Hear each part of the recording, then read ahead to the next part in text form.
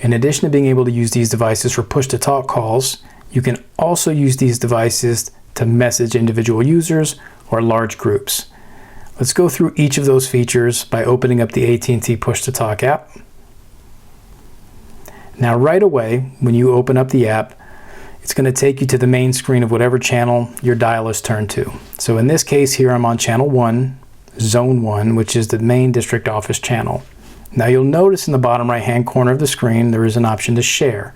If I click on the button, you can see I have the ability to text, to share my location. Now location sharing has to be enabled in order for you to do this.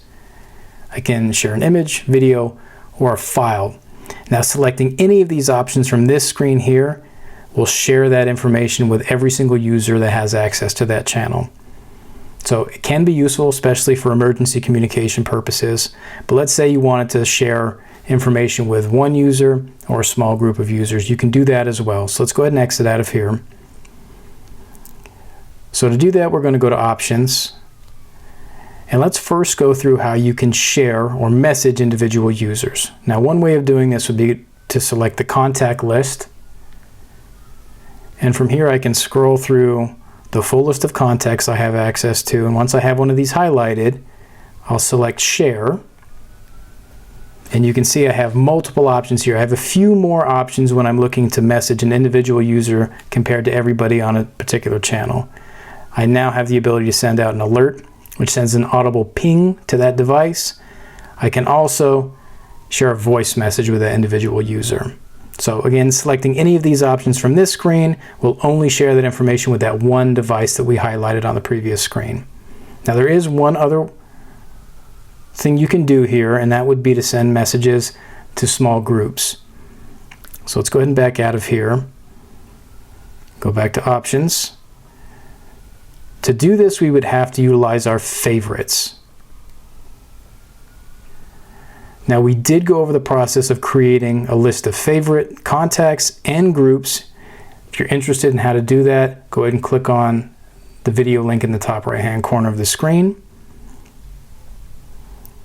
But going back here, let's say we wanted to share a message with One Nurse 1 and Rover 1. We would check those boxes, go to Share, select the most appropriate function here. So let's say we want to send a text to this group. Let's just send a test here. All right, so we've got our message here. We're going to go ahead and select Send.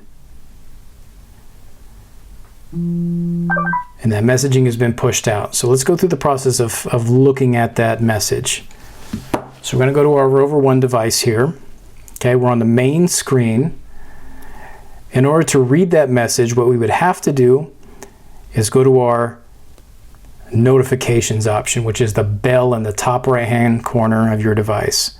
So I'm going to go to that bell, select it, and we can see right here under my notifications that text that was sent out from Sam1 to Rover 1 and One Nurse 1.